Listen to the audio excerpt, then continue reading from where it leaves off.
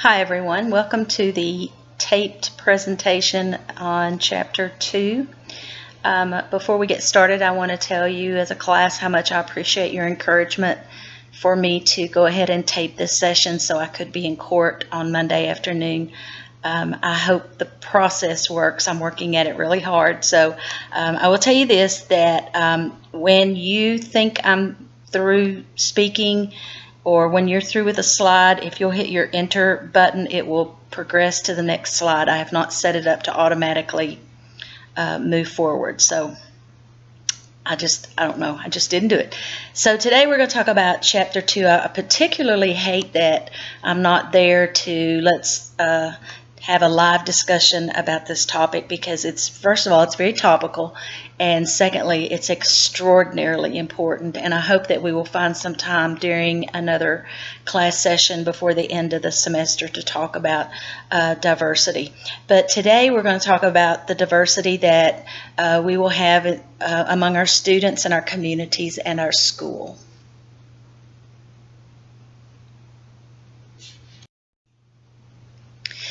One of the first things in this chapter from the text is some information from the 2010 census.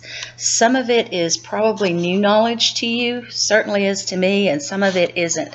For example, the Hispanic and Latino population accounts for more than half of our country's population growth in that decade. Now, more than half. That's a pretty big growth indicator right there. I knew it was a fast-growing population or segment of our population, but I had no idea that it accounted for over half of our country's population growth.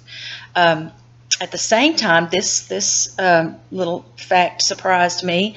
The Asian population proportionally, now that's proportionally, it doesn't mean person for person, but proportionally the Asian population outgrew the African American population by 43%. Now that was very surprising to me. I had no idea.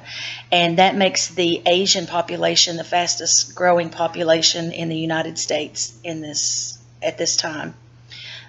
During the same decade, between 2000 and 2010, the white population, or white membership as they're called, they continue to grow, but their growth is slowing, and it's been slowing over about 25 years. We've not reached the apex or the point where the Caucasian growth is beginning to decline, but their growth has significantly slowing down. Well, how does this relate to what we're going to talk about today? Well, historically, schools were designed in the United States for Caucasian males. And so the curriculum was designed for Caucasian males. And eventually they let little girls go to school, Caucasian little girls go to school. But the curriculum didn't change much, if maybe any at all. Maybe they added a home economics class at some point for the girls. And then eventually, due to the Civil Rights Act of 1968, schools were integrated, and the curriculum didn't change much at all when we started having an education process that included a diverse group of people, a more diverse group of people. And even with this significant Hispanic, Latino, and Asian population growth, we still haven't changed the curriculum much, if any at all, to meet their educational needs. We also have not done a very good job of enhancing our curriculum to meet the needs of students who have exceptionalities, and that means learning disabilities, emotional problems, giftedness. In fact, it took a law, much like the Civil Rights Law, it took a law to get services for students with exceptionalities. So these are things that we need to think about as we develop our comprehensive school counseling program, so that we can be proactive in order to serve we have to know who our population is before we know how we're going to serve them. So that's why it's important for us to take a step back and look at who our kiddos are. If we were live right now, I would take a pregnant pause, and I would ask you all to think about what you think about, what comes to your mind when you hear the word culture. And even though we're not live, I still would like for you to think about that. And your answer might be different today than it would have been 3 months ago in light of things that have gone on in our country. Or maybe your answer would be the same as it's been since you were old enough to know the word culture. But I'd ask you to reflect for just a minute on what the word culture means to you.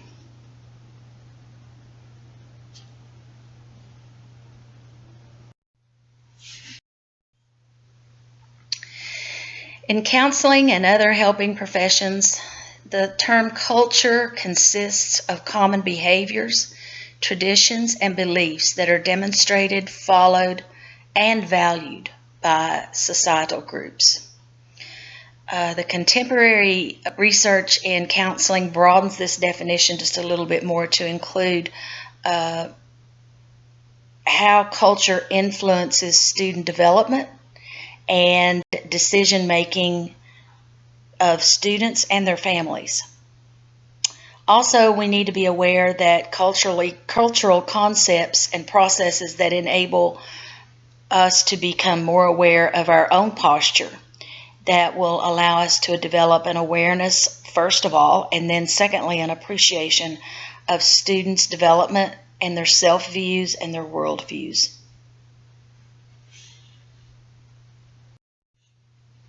There are some terms that we need to differentiate when we talk about culture. And this is how your book defines these different terms, and these are probably good quiz terms. The first that your book talks about is enculturation, and that's when we socialize kids. We help them establish relationships that enable them to learn about their new culture, and by teaching them the language, our traditions, and our customs. And so it's not so much an academic process as it is a socialization process. Acculturation is when we ask students to change their beliefs, or they do change. We don't ask them to. They change their beliefs and their behaviors as a result of being in a dominant culture where they are the minority. This may be because they've got peer pressure. This may be because they don't have a good family support system and they don't have good traditions. Not good, but they don't have a lot of family traditions to fall back on, and so they change their behaviors and their beliefs. And sometimes it doesn't have to be both. They can change their behavior to just get by, or they can change their beliefs and their overt behaviors aren't really noticeable.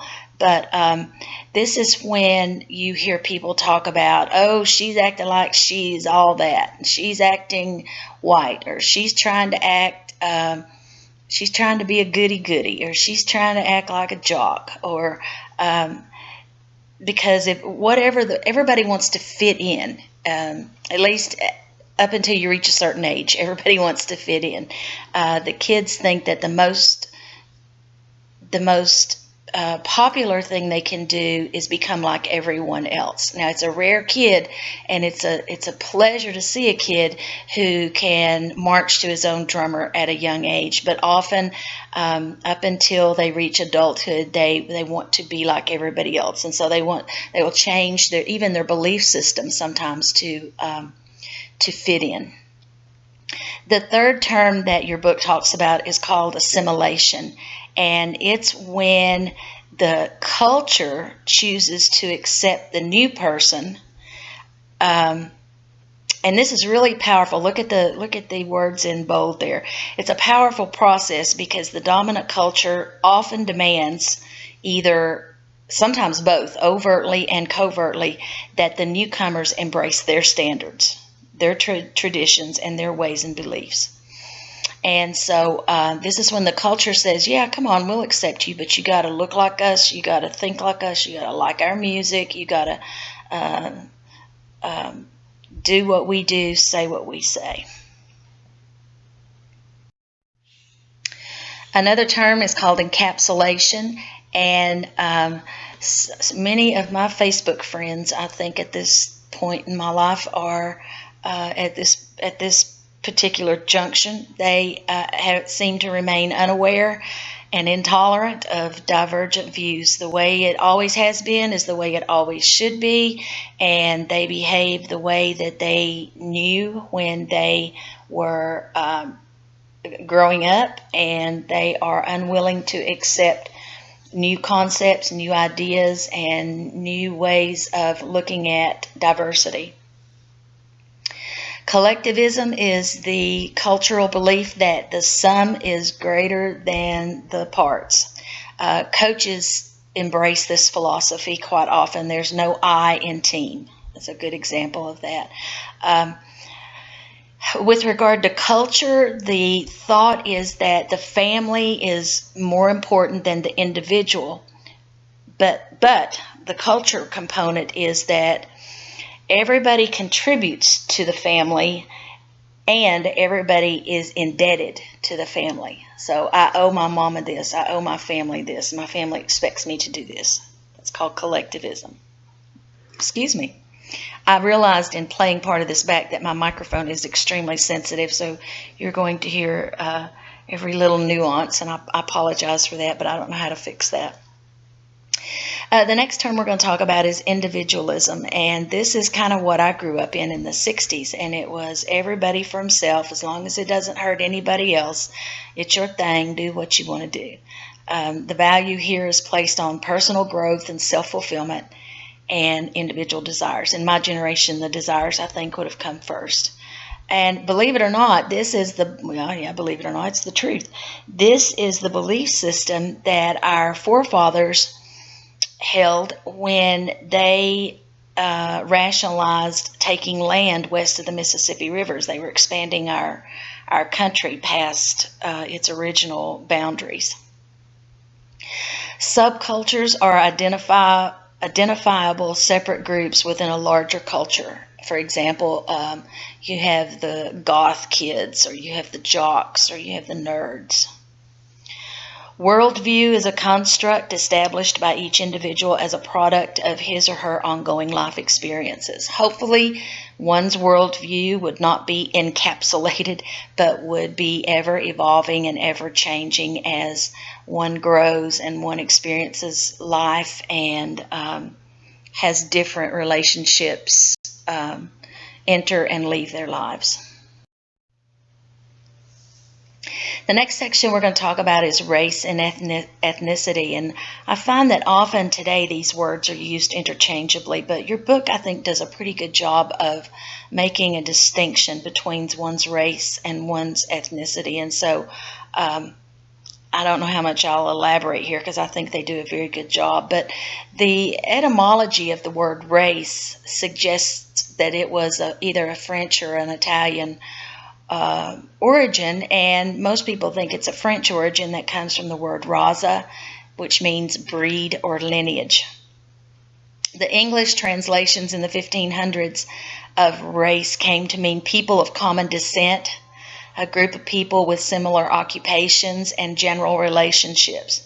Well, if you think about that, that's very different from today's meaning for the word race, where it focuses on attributes related to physical conditions, skin color, hair texture, facial features, etc. The Census Bureau for the United States uses the term race as a biological category, even though there's not much research that reliably identifies genetic or other biological distinctions that enable us to classify races consistently. When I read this part in the chapter, I was immediately drawn to some commercials that are on TV now about these groups that you send in your saliva and they will tell you about your DNA makeup. And this particular commercial that came to my mind, this woman says, I thought I married an Italian. And he does this DNA test and he comes back and he's not very much Italian at all. And that's what that made me think of, because for the Census Bureau, race is a biological category. It's a biological term. It has nothing to do with one's culture or skin color. It's biological. What does this mean for us as counselors? Well, we need to pay more attention to the students' culture than what their race is. And the sentence that I put in bold, I think, is critical here. What a kid believes about his or her cultural or ethnic heritage is more important than what society constructs about it. I'm reminded of when I was first teaching and we were giving standardized tests. Students were asked to, I was in the high school level at that time, and the students were asked to identify a race. And their choice, there was no multicultural or biracial choice. They had to choose Asian, Hispanic, Caucasian, African American. As a matter of fact, I was just thinking as I said that, I don't even think it said Caucasian. I think it said white and black. And students would become upset because they would say, I don't fit any of these categories.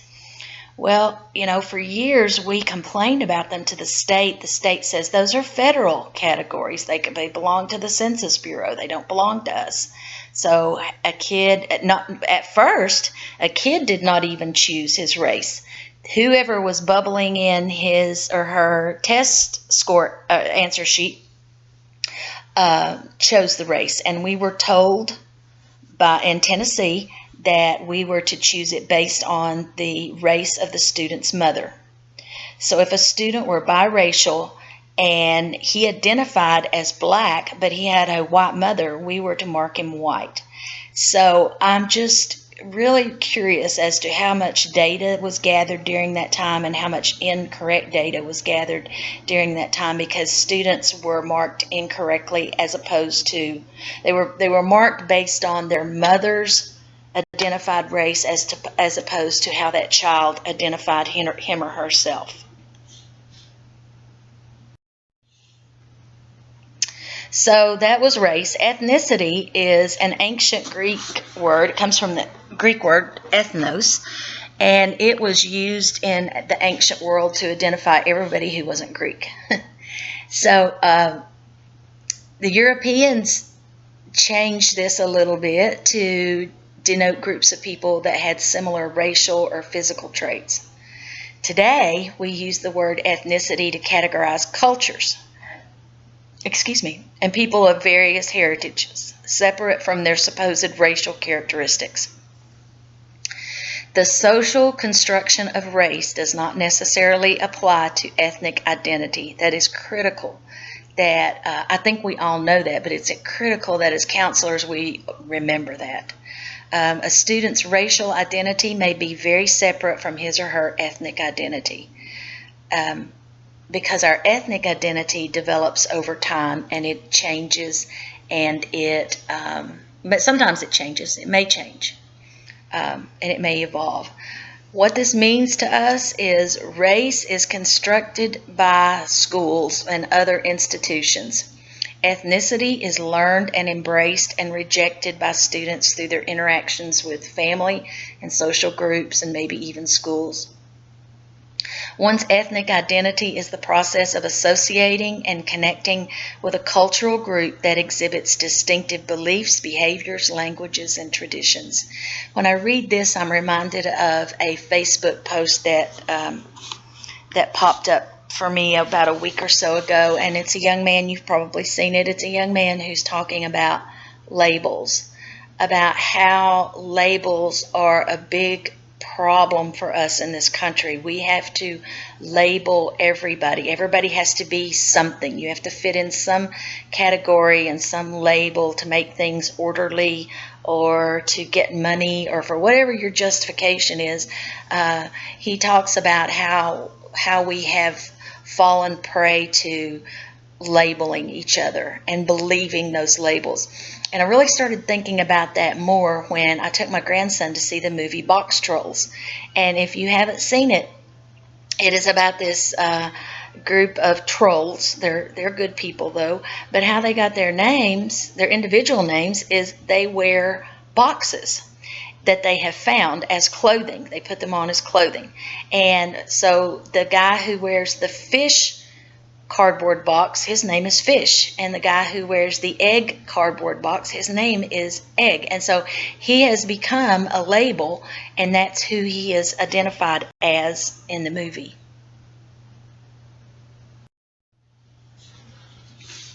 The next thing we're going to talk about is sex, gender, and orientation. One aspect that this is something that has really affected our counseling role in the last probably 10 or 15 years. And these are issues that we also have to consider when we're developing our program. And the first thing we're going to talk about is sex. Current research says that chromosomal differences between males and females contribute to physical and behavioral variances. Well, that's not a bombshell for anyone. But these findings often affect how schools function with regard to learning and social activities of girls and boys. And sometimes it's even not intentional, but we find ourselves as counselors sometimes steering girls toward careers that are traditionally female and steering boys towards careers that are traditionally male. And it's very hard not to do that. But at the same time, it's very important that we don't do that we do encourage our girls. Now, there's been a lot of focus lately on females in STEM and males going for non-traditional careers like nursing. And that's even become a term, non-traditional careers. Well, that's another label. We should just really be cautious about how we approach our kids with regard to their gender. And that's what the implication for us is. We have to beware of generalizing and allow room for individual differences.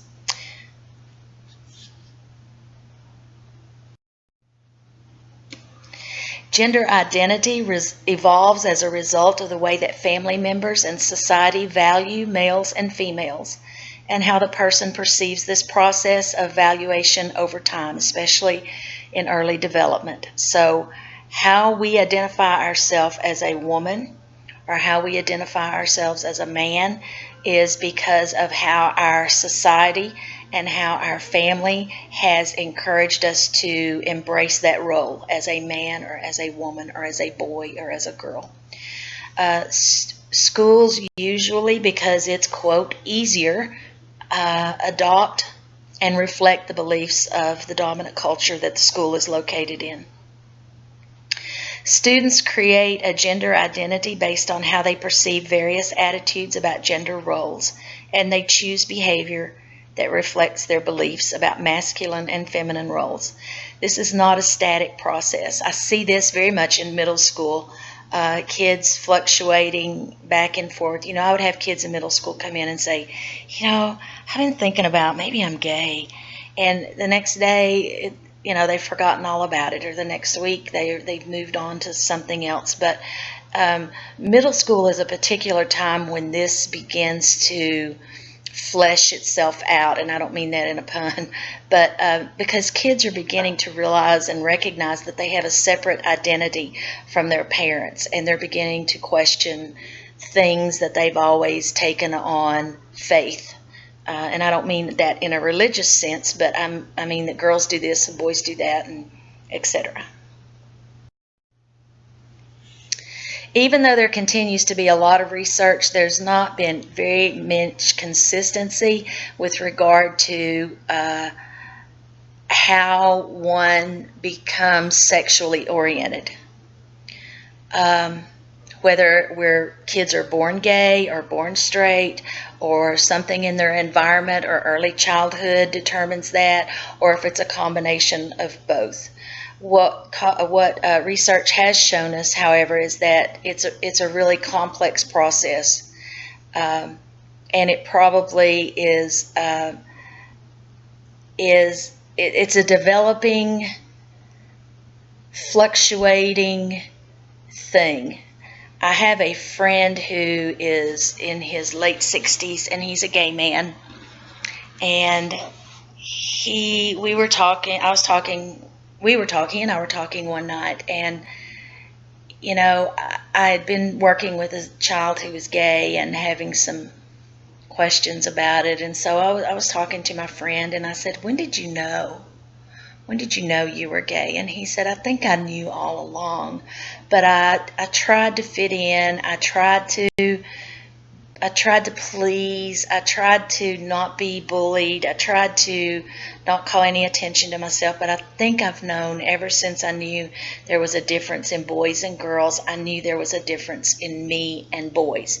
And he said, not necessarily sexually, but I didn't enjoy doing things that a lot of the boys enjoyed doing.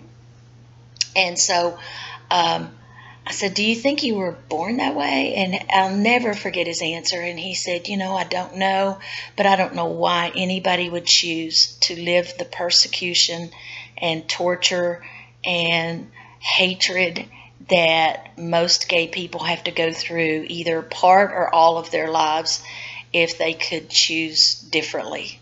And that really made an impact on me. And so I think just as counselors, we need to be reminded that, kids don't know. This 69-year-old man doesn't know.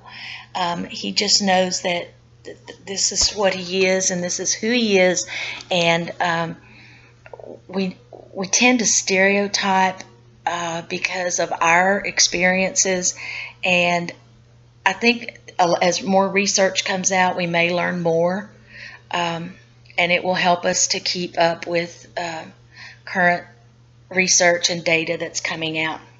And speaking of that, it's really hard to do once you have a full-time job as a counselor and you're a wife, a mom, and a kid plays soccer and all that. So it's really good to, if you don't have another counselor in your building or in your near vicinity to bounce things off of, to join your your local counseling association, and they meet once a month or once every 3 months or something.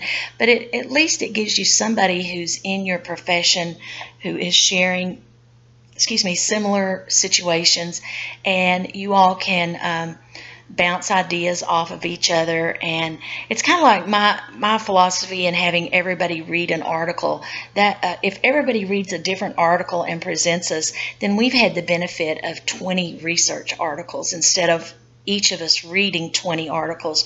We've gotten the benefit and the tools that we need and that we want out of 20 different articles. There is a good table in your textbook. It's located on page 41. This is another page that I would copy before I sent my textbook back. And it talks about counseling behaviors for working with LGBTQ students. And notice the Q is a relatively new add-on, and it means questioning. And I think, even though it's relatively new, I think it's a very important add-on to this segment of our student population. A lot of kids are questioning. The next thing we're going to talk about is families and communities. Social and cultural forces influence family structure and function, as well as the meaning and importance of community in student development. If their families value community structure, then the student is going to grow up valuing that until he reaches an age where he may rebel or reject that. And part of that includes spirituality and religion. Very many times when I counseled with students, I've asked this question, not as an opening question, but it's come to a point where I've said, do you think there's a God? And so I've found that to be a really helpful question in a lot of situations, because kids are often spiritual when they're not necessarily religious. In fact, I even had a student one time who referred to God in the feminine form, which is, as you may know, that's a lot of Native American customs refer to the supreme deity in a female pronoun. But I found that students that even who are not, quote, religious, many of them have some sense of spirituality, and it can become a very helpful tool in counseling students. But spirituality and religion provide us pathways to attach meaning and purpose to life. And that's really important. And they also become a part of the students' self-development through involvement in their church or in their religious practice. And the third bullet point I've already talked about. I'll stop here and say that today I'm taping this on Wednesday, and my granddaughters are attending a interfaith day camp in Little Rock this week. And it has been so cool for them. They're 11 and 8.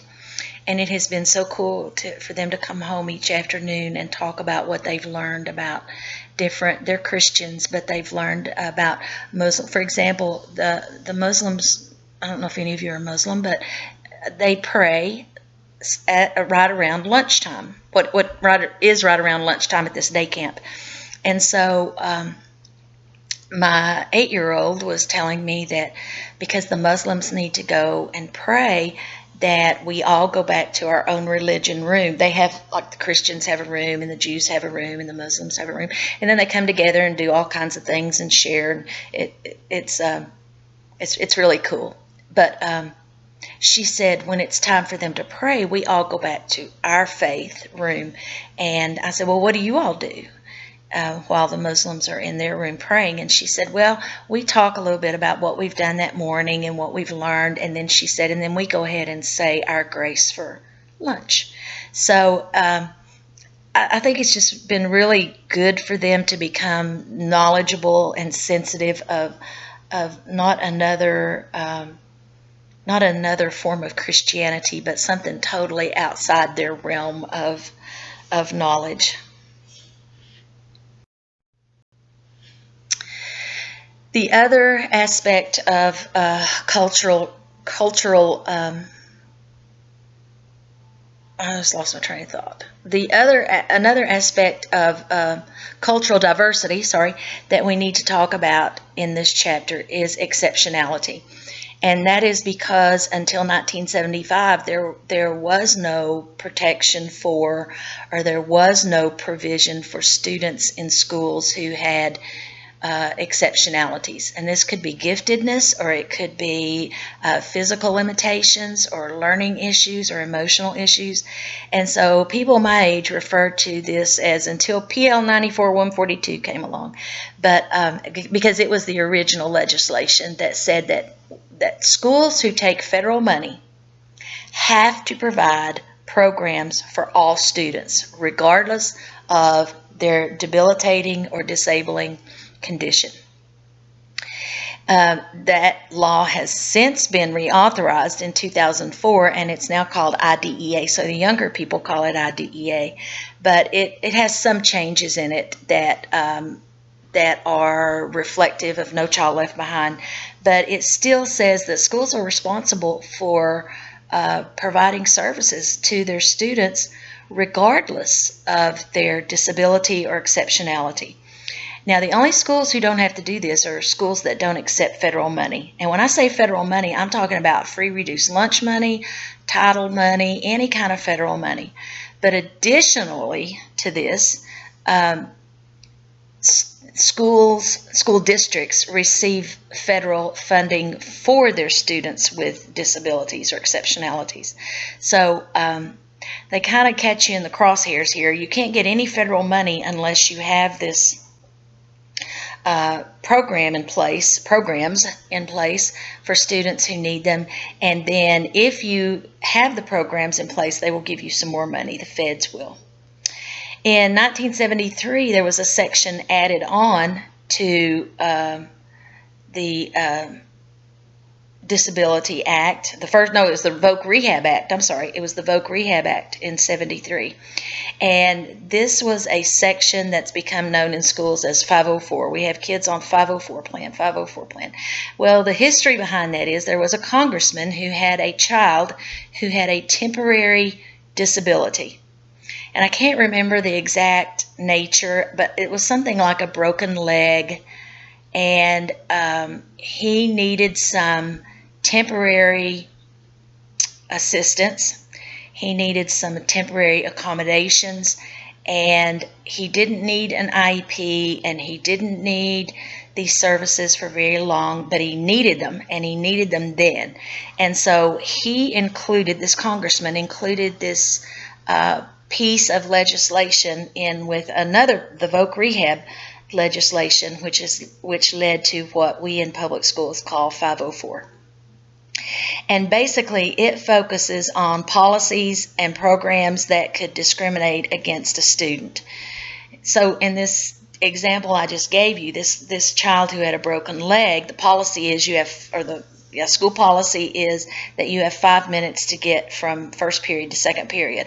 Well, a kid with a broken leg might need 7 minutes, and he might need somebody to carry his book bag. And so rather than make a huge written plan, 504 is a written plan, which is what people don't like about it, but rather than to carry it through the IDEA, Students with Disabilities Act, they decided to make it a separate situation, because sometimes it's a permanent condition. Like, we've had a student before who had epilepsy, and she was on a 504 plan. But schools don't like to write 504 plans. They don't like to conduct 504 plan meetings. They don't like to deal with them at all. And one of the reasons is because, not the teachers themselves, but one of the reasons school districts don't like to do them is because they do not get federal money for them, unlike the IDEA students. So what does this mean for us as counselors? Well, we have to stay informed, because IDEA is constantly changing, and so are the Section 504. So this is where networking with other counselors can be beneficial to you, attending 504 meetings and being willing to collaborate. And this last bullet point should probably be the first bullet point, because this is going to become a big, hot issue in the next few years. You just mark my word. A new issue that's popping up in research suggests that there is a cultural over-identification or under-identification or a misplacement of diverse students. And that's going to be a hot topic. You just mark my word and see if it's not. And that's something I hope we can discuss at some point live.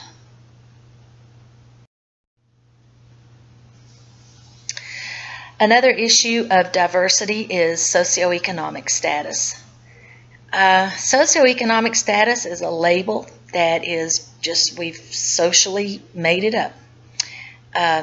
The meaning is assigned to distinguish differences in financial wealth or a distribution of wealth.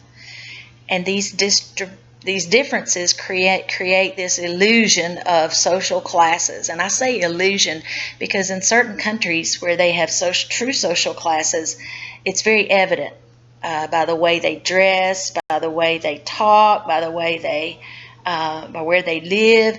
But in our country, it is an illusion. But we have accepted them as social classes. And these are important to our students' development in their self-identity and their self-worth.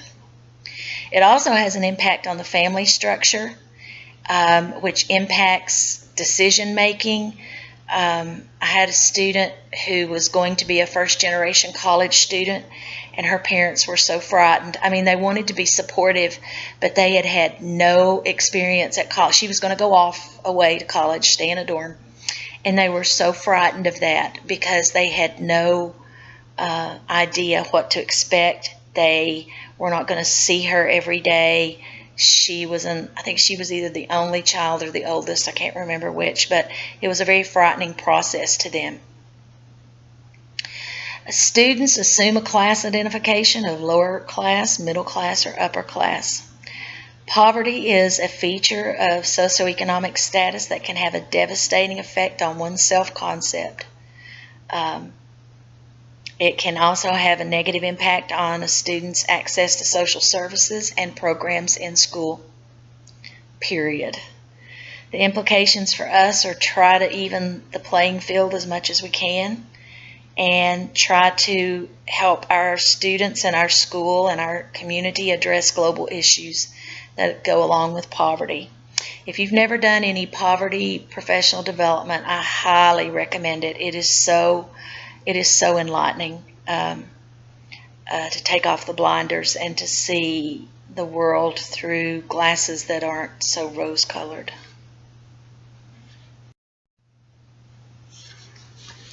The next thing I want to talk about with diversity is rural and urban schools, and I apologize, I can't say that word very well.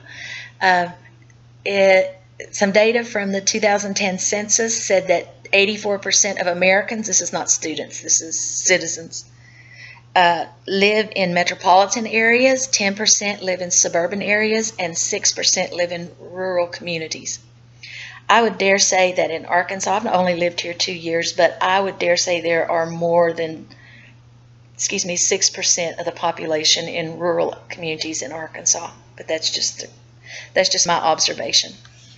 There are some issues that schools in a rural area face, and they include a sense of isolation and the absence of support systems. There's not a lot of counselor support because there probably aren't a lot of counselors nearby.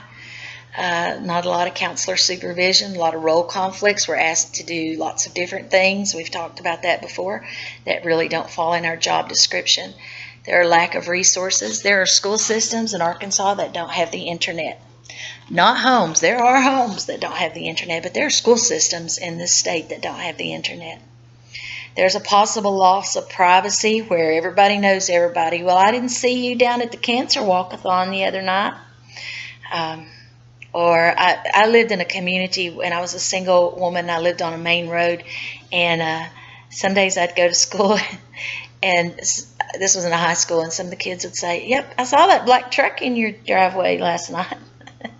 And it was just pretty funny to me because, that black truck could have belonged to my kid, or it could have belonged to me, or it could have, who knows who that black truck belonged to, but they were just noting that they checked out my house as they drove by. And there's a lot of community pressure to be actively involved when you're in a rural setting. You need to, they expect the teachers and the counselors to participate in the community activities as well as school activities and church activities often. But there are some issues that urban schools face as well. And of course, there's a higher concentration of poverty, crime, and violence within a diverse and a mobile population. A lot of transient students in urban areas. But they also have a lack of resources. There are a lot of people and a lot of buildings in a relatively small area. There are pollutants that rural areas typically don't have to deal with in the air. Sometimes the school systems are so large and complex that teachers might not even know who their director of schools is, much less where to find him or her. There are complex transportation systems where students might have to change buses 2 or 3 times to get to their school. And there's definitely a lack of connectedness within the community in urban schools often.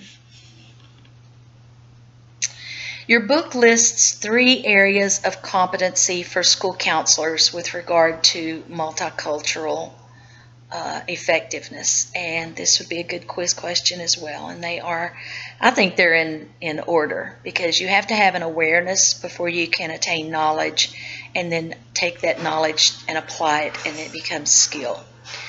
These competencies interact with our personal attitudes and our beliefs that we grew up with, that we hold now, and they also interact with the strategies that we use to work with students.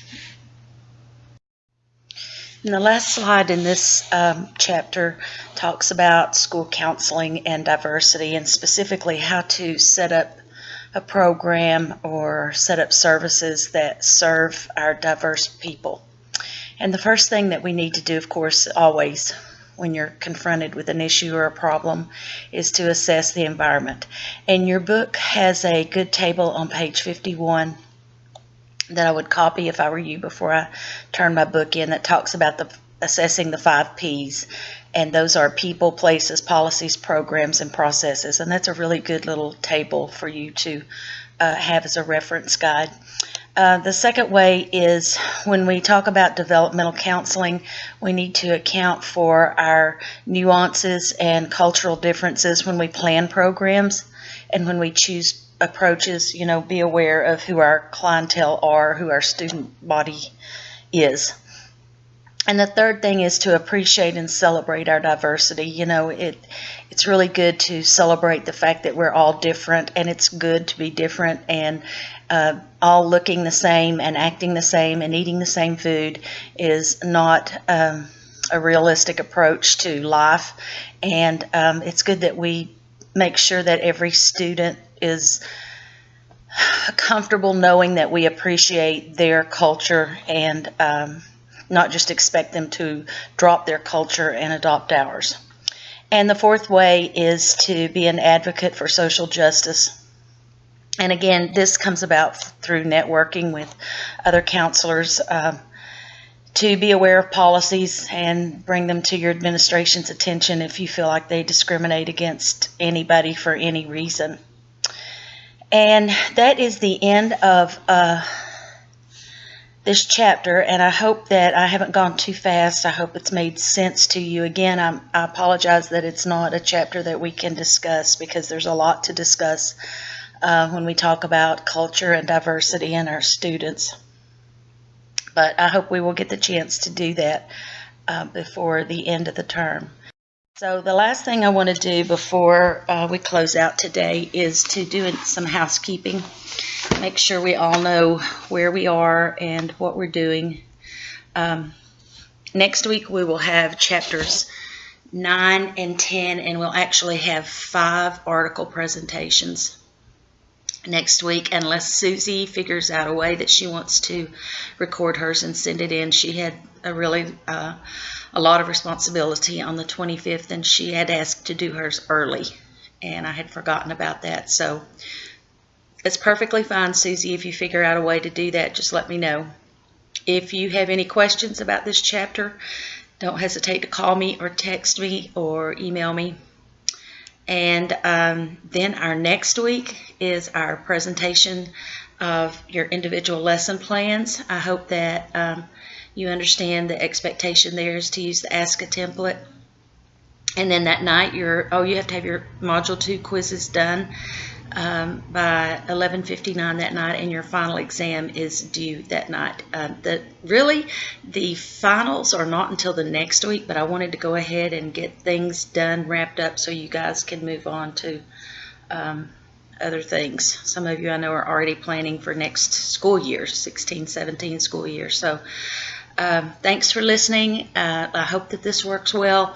And again, thank you for your understanding and encouragement for me to try this. And I will see you on the 25th.